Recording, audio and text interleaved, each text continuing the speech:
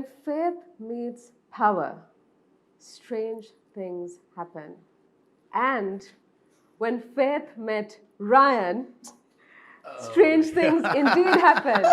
They fell in love, they got married, and here they are on set. Welcome, Pastor Ryan Thank you, and Rika. Faith. Thank you so much. Thank you so much. What an introduction. I should have seen that coming, but Did you see it coming? no, not at all. I should have. Is what I said. Was that the most unique introduction you guys have had?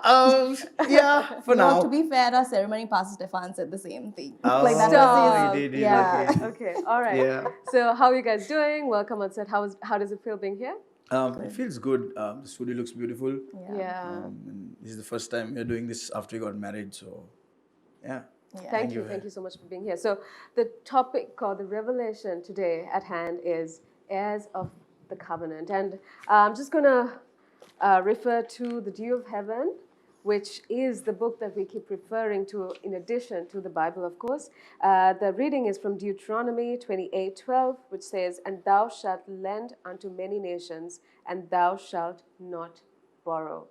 Now, I'm not going to lie.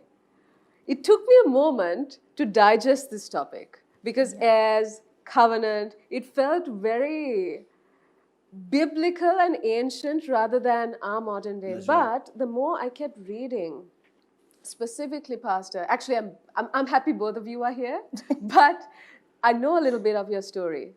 And I felt that your story could not be more relevant absolutely. to the reading at hand. So it was a prophecy, essentially.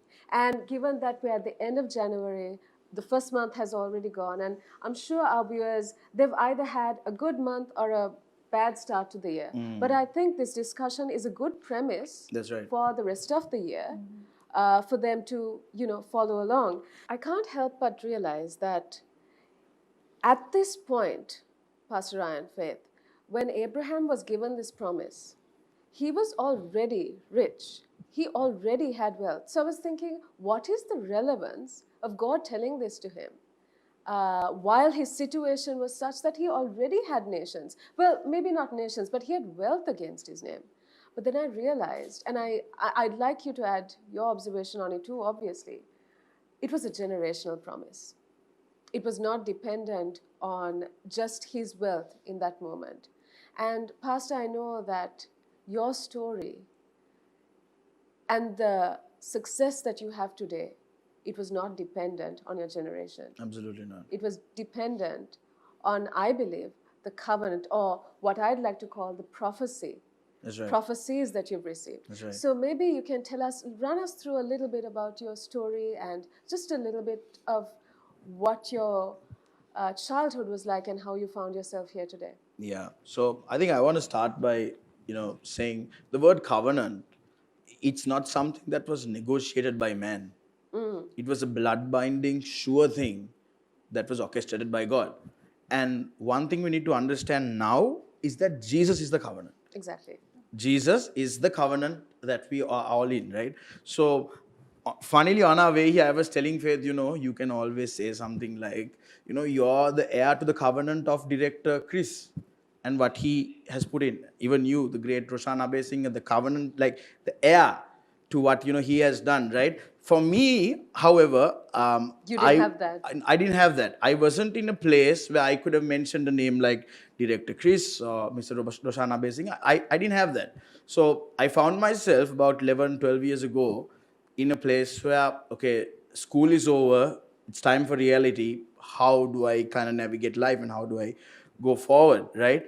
And when I was very young, I think I was maybe a year old. I didn't even remember. Right, and they parted ways, and there was a lot of things that happened between so your them. identity from that very beginning, was called into question. Yeah. Rather, you would have questioned it. Definitely, right? Because as a kid, as a boy, especially growing up without a father is very hard. It's really hard. So they separated. My mom was a single mom. She brought me and my sister up together, and that is the journey that has led me here today. And my childhood was a childhood of extreme confusion, depression, and lack. Now, when I say depression, I don't mean the clinical depression. You're just sad all the time. You go to school, you're sad. You wake up, you see what's on the plate, you're sad. You go to the classroom, you see what your friends are bringing into the class, you're sad. You wait for result day, you get your results, you don't get your report card, you're sad. You know the fees hasn't been paid, you're sad. You didn't get your report card because the fees were not paid. I went to, I believe, one of the greatest schools, St. Joseph's College. And if you go and check the records at St. Joseph's College, Ryan Rodrigo did not get his report once in the 12, 13 years of my schooling. Sorry, really? So there was a structure. The structure was, if your school fees were up to Not date, paid, yes. you get your report card. Right, yeah. Ryan Rodrigo, however, did not have that. Because from grade 1 to grade 13, after I did my A-levels, I did not get my report card. And, my mom is the one who kind of cleared this out, because when I did my A-levels to get my, leaving certificate and all of that. But every single moment as a child was sad. Yes. I remember I wanted to play cricket, but playing cricket required that I had a bat, a pair of pads, a helmet. My mom couldn't afford it. I wanted to play badminton. I had to get a racket, a bag. My mom couldn't afford it. Correct me if I'm wrong. I remember hearing a part of your testimony where you didn't have money for a bus, I think, or something to that effect. So when I came to church, that's not too long ago, 10 years ago. Okay. Prophet Jerome identifies me at the Havelock City service. Yes. And he gives me the prophecy that I'm living to this date. It kind of outlines my entire life. Right. He gave me the prophecy at Havelock City. I receive it. That particular day, I live in Ragama, which I'm sure you know a lot about. That particular day, I didn't have the money in my pocket to find my way home. So that day, as I walked out of the clubhouse at Havelock City and I was going, I saw so many luxury vehicles stopping by. Congratulations. Forget son. luxury. Yeah, I just saw vehicles in general. with empty seats, Yes. and they were just like, congratulations, can we Yes. drop you anywhere? But obviously in Colombo, all of them go towards the Yes. Colombo side. I said no. So what I did was, that day I walked after receiving my life-altering prophecy, Yes. I walked from the Havelock City clubhouse all the way to Peta. Met my dad somewhere and he gave me maybe 200 rupees and I took that money, got in a bus, went to Mahabag. Again, I got on and walked about 5 kilometers to get home. So that is what I got naturally. Yes. 200 rupees. 200 is what rupees. you got naturally. 200 rupees and a mother that worked really hard, I would say. And then cut to today, right? So what is that? What does your life look like now? What are you doing now? So currently, I am the founder of 2 companies. I have Right. Clicks, which is a brand growth studio, and Capital Reach, which is also a marketing / business growth kind of institute, right? Again, every single thing that I have now was prophesied to me 10 years ago. Right. Yeah. Yeah? So I see, like I said, your story is extremely relevant, right? But you mentioned something, and that is faith. Faith lives in the lineage of Elder Chris, right? And faith, see, it surely must take faith to understand that your story or who you are, your identity is outside your father. See, I struggled with the same thing because I always identified my success or my identity, in fact, with who my father was. And so I didn't necessarily have to work hard for success or anything, as opposed to you, Pastor, because I already had that. That's right. And I think it takes a different aspect of faith to, live your own identity and be the heiress of the covenant that we have with God directly and not with who your dad is. So what has been going through your mind with regards to that? So I received a prophecy from Prophet Jerome that I'll be taking over my dad's company, that I'll be expanding the company. But then as soon as I heard that, I was like, oh, okay, so I'm just going to be, always Lost known in his as, shadow, yeah, kind of. basically. Yeah. And I actually went down a different path. But then in that path, I found myself so unhappy, so unfulfilled. And then eventually I was like, you know what, maybe I should actually just listen to what my man of God has said and go down that road. And now I am, I'm a director of the company. I'm helping him expand. And now I fully realize that, even though, yes, I am under his shadow, I still have my own identity to look at paths that he hasn't looked at. Right. Okay. And yeah, through that, I've been able to do ministry more. I've been able to help the youth more. And I'm just grateful for the word that I received, because if it wasn't for that, and even going down my own path, I wouldn't have realized where I am or who I'm supposed to be. Did it at all get to you, though? Did it at all affect your sense of, self-esteem? I don't know if that's the right word, but did it at all? Yeah, no, for sure. I would say, like, when I was younger, but as I grew older, I realized I should be proud of, being the daughter of such a man. Yeah. And then coming into the knowledge of, yes, this is my prophecy. This is where I'm supposed to be. This is who I'm supposed to be. So yeah. So you owned. Yeah, I the just prophecy. owned it and went with it. That's a conversation we also had. Do you remember? Yeah. When you wanted, there was a time where she wanted to do her own thing, and I see. There's this the thing where they say, you're born with a silver spoon in your mouth. Yes. Is that it? Yes. Yeah. What's wrong with that? Now, I will actually look at the both of you for this, and I will consider you all my guests now, and I will tell you, do you all understand that the thing that a lot of people complain about is the conversation topic for today? Heirs of the covenant. I feel on the spot right now. Yeah, exactly. No, So I used to tell her always, like, Faith, what's wrong with that? If that's what you are called to do, if that is what God has given you, Yeah. that's a brilliant place to be in. For those watching, you might have that, or you might be like me, but the truth is it all ends well because of the covenant we are in with our Lord Jesus. So I'm going to deviate the conversation, not because I want to get out of this, but because I want to also harp on something, rather touch on something that hit me as well. The word, our man of God has also said this, right? The moment a prophecy is released, I mean, forgive me for saying this first thing in the morning, but all hell breaks loose. Everything works against you to stop that from happening. And that is precisely what happened to the Jewish lineage. We have the Holocaust, we have so many things that happened to stop that, to stop God's covenant from coming forth.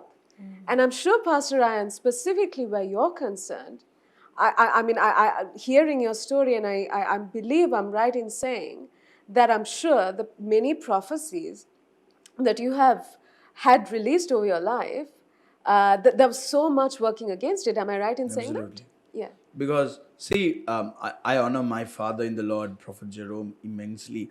And I don't just say it as loosely as people say it nowadays. I mean it, like Faith knows how much I mean it. The moment I got the prophecy, I saw That the day at Haviz. At At Haviz. Havelock. I saw the Z. I was at A. Right. I was thinking what Z. Yeah. What Z, yeah. I saw the letter Z, but I was at A. And word to word, what he said was, you will set up certain companies. You will be a man of wealth. You will possess a degree in this and this. And now he just kept saying this. I came from a household that I thought, after this service, maybe I get into hotel school. Maybe I do something small. Maybe I, settle in life. I didn't know how to get the degree. I didn't know how to set up a company. I didn't know how to be a man of wealth. He said, you will serve God full time. I am here with my pocket 0 rupees. I didn't know how to even go and serve God. And sorry, to add to that, it's you didn't know how to be a man of wealth, not because you were young, but because you just hadn't seen it. I didn't know right? what wealth was. Yes, yeah. I didn't know, I'll be honest, I didn't know what perfume and deodorant was. Right. We knew powder and eau de cologne. Because it used to come in those massive bottles. You just spray the life out of it and hope to God you smell good when you leave the house. So I didn't know any of that. From that moment, immediately now I have to check, how can I get a degree? You know how much it costs. Both of you all are well-educated individuals. I've seen your Instagram, I've seen your certificates. I don't know what's on my Instagram, but okay. I think I saw like a graduation picture. Was that recently? I mean, there have been graduates. Okay, yeah. you know what? So my point, right? Yeah. Anyway, like both of you all are well-educated people. You all know how much it costs. I couldn't immediately get into that. So every single decision I took from that point onwards was a cost. It was a strain. Imagine, right? You get this mega prophecy in one day that sets up your entire life. And you don't know how to I don't know how to do it. manifest it. I don't know how to do it. So what went through your mind? I want to, because see, why I'm asking you this, Pastor Ryan, because I'm sure there are so many people watching. And I've seen myself through that situation as well. People misunderstand that a moment a prophecy is released, or referencing back to the covenant in modern day, I would like to think that the modern day connotation is a prophecy. I love that. So the moment that is released, you think that everything is going to be okay, which is why I asked you that question. Because see, listening to your story, listening to even Prophet's story, observing so many lives, it's a journey. Surely, Absolutely. it's a journey. The problem is people nowadays, they celebrate the prophecy, not the fulfillment. Yes.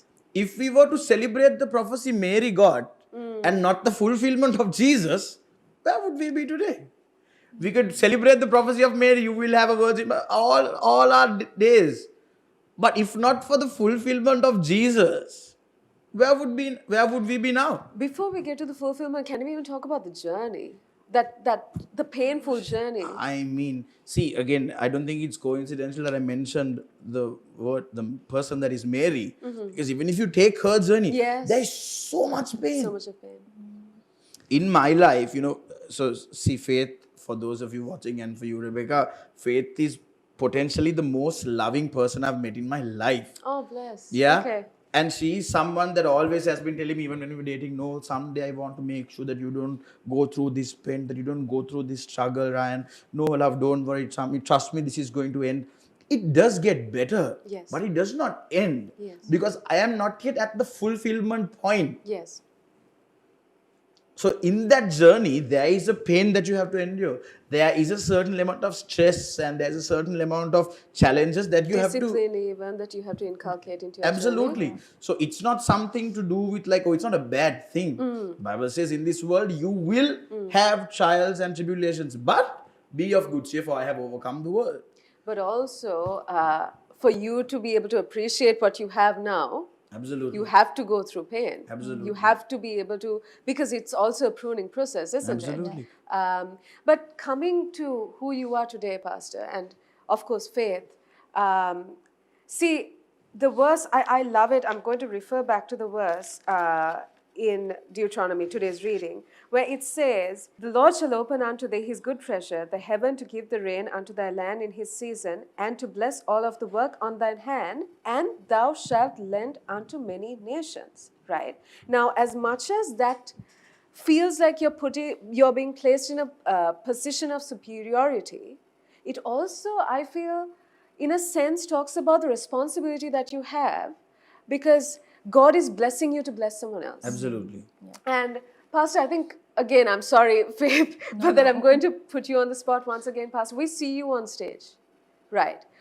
We see you now having the success that you have, and we see you on stage. But you are still on stage, even with the pain. Absolutely. Even at that place. Absolutely. So what was that like? Crossover night, when my father laid hands on me, one thing he said was, "Son, God will reward the hours you spend in his kingdom." I serve God. Now, the prophecy I got in 10 years ago was, you will serve God full time. I'm not a full-time minister. I'm not, I'm not underpaid or by the ministry, nothing. I work, I serve. But I serve God over time. And how that happened was, to me, serving is a priority. You will see me here on Monday, you might see me here on Tuesday, Thursday, Friday, Saturday. You will see me before I will even go to the production team. We will have things to discuss. I serve God in a way like my life depends on it. Because it does to an extent. Hear me out. My father says, the more you serve, you collect grace. You become a grace collector. Right? And that has been one of the keys in my success in the last 10 years. Mainly because in serving God through the pain, You gave it all. Now today we drove in our own car to this location for this recording. I didn't always come in my own vehicle. I've come in the bus, I've taken tuk-tuks, I've taken cabs, pick me, Ubers, you name it, trains.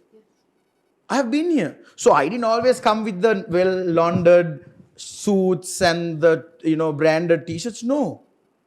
I don't know if you know this, Khandana Handi, there are those small shops with shirts and all of Sorry, that. for the international audience watching, Handia is junction. Junction. And Yes, Khandana is a Khandana place where Rebecca and we live in the same neighborhood Not almost. Khandana. Yeah. Close But by. so Yeah. they have shirts of 700, 800, 900. I used to buy those because we used to have this Sunday red, this Sunday blue, Yes, this yes. Sunday green. Your brother should know a lot about this. Right. With that happening, I couldn't afford anything. So 700 rupee shirt. Come in the bus, get off in pain. No money to eat during. And it would have been embarrassing. Like, you would have felt embarrassed. Obviously. Yes. Because from the day I joined, this ministry has always been a ministry of a certain class. Yes. The people were a certain class. Yes. If they joined at not that class, by the time Prophet is done with you, you have already turned Yes, into that. Yes, yes, That's the norm. yes. So you see all these big, I learned so many brands after joining church. Thanks to my father, I didn't know. Yes.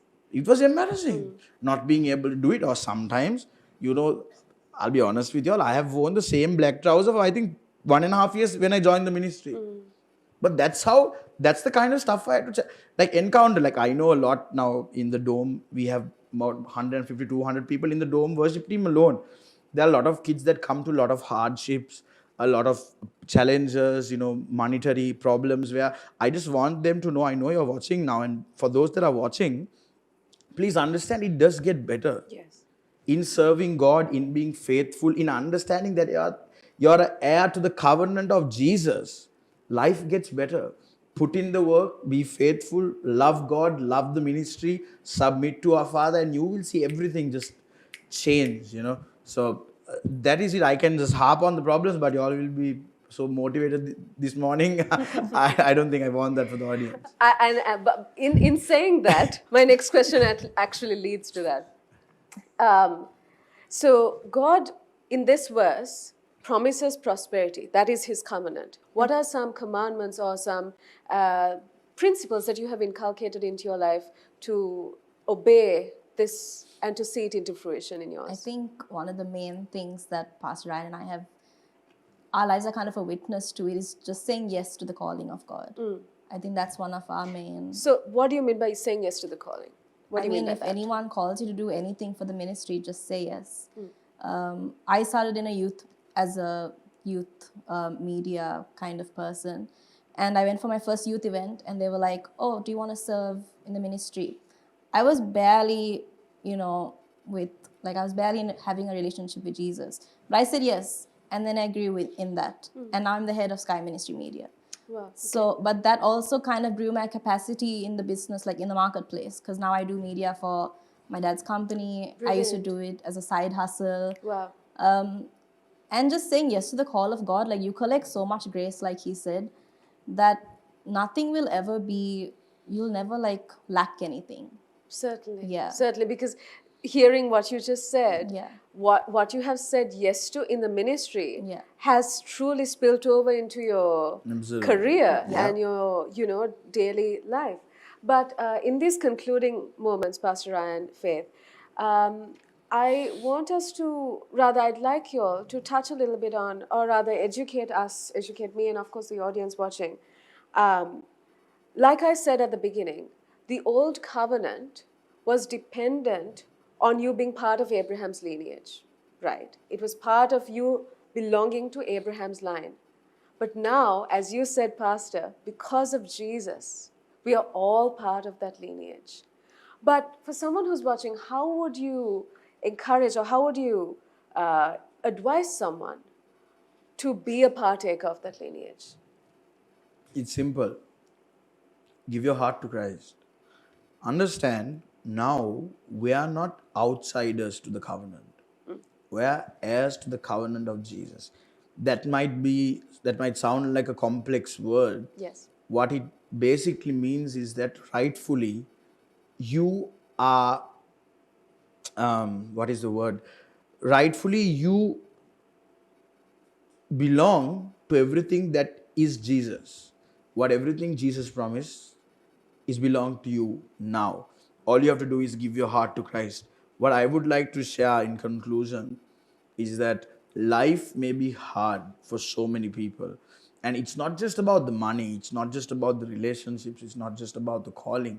But whatever your problem is, but you have to understand today, it gets better, but it will not simply get better. Yes. You have to do a couple of things. You have to love the Lord, give your heart to Christ, trust Him with your life, and take that journey. And with patience, with the love and grace of God, the mercy of God on your life, what I have seen, and it is my personal testimony that I share with every single person I know, is that life gets better with Jesus. The moment you are an heir to the covenant of God, life gets better. Amen. So don't be demotivated simply because your today isn't great. My today wasn't great for almost 10 years. 10 years. My today wasn't great for almost 10 years. Even when all of y'all saw me leading worship on stage, my today wasn't great then. It wasn't just about the money. I'm telling you, God had sent people that called themselves girlfriends that were a part of taking me out of the call of God. And I don't mean my wife. No, and it was very visible. That's a very good clarification. Yeah, absolutely. Otherwise, I will have to come to someone that is watching his house after this. The thing is this, understand that God is faithful to His word. No matter what happens, He's super And in faithful. every sense of the word. Literally. Imagine the humor in giving me a wife that's name is Faith. Yes. I can never forget. Yes. So, Amen. this is not obviously in the topic, but Rebecca, I want to thank you for what you do. I was just reminded, we see you Sunday after Sunday, and the way you are able to communicate the glory of God in someone's life, and how you see you're someone that sees fulfillment a lot. You might not see the prophecy, but you see fulfillment a lot, and you bring it out in a way that is really appealing to those of us watching. And Thank you. that service that you do, we really appreciate it, and we thank you. Thank you. Thank you so much. And likewise, and thank you so much for taking the time. Today, of course, you didn't have to take the bus. Absolutely. Praise the Lord. You drove your own vehicle. Yeah. And thank you so much for being here. Thank you for your time. And likewise, thank you for the service that you render unto God and unto His people.